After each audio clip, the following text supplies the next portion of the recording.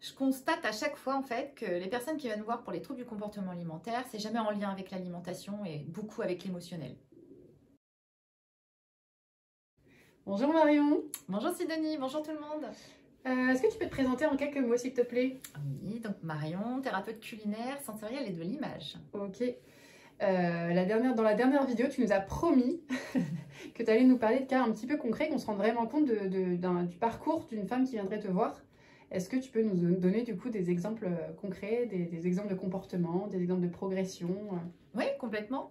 Et ben écoute, j'ai un suivi d'une personne depuis d'ailleurs pas mal de temps. On a fait donc un mix en fait de visio et de présentiel. Et il y a eu beaucoup d'évolutions. D'abord, il y a eu des vraies prises de conscience qui ont été faites lors d'un atelier de cuisine thérapie. Un atelier purement découverte. Pour n'importe qui. Pour, ouvert à tout le monde en fait, Okay. tout public, pour que les gens puissent découvrir en fait ce qu'était la cuisine thérapie.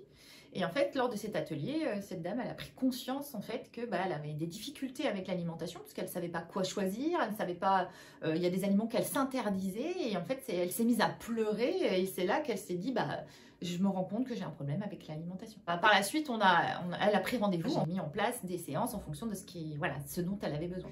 Quelles sont les progressions que tu as pu observer chez cette personne? Déjà, il y a toute cette partie de prise de conscience, parce que mine de rien, même si elle en a pris conscience sur l'atelier, il y a l'acceptation qui est un premier passage.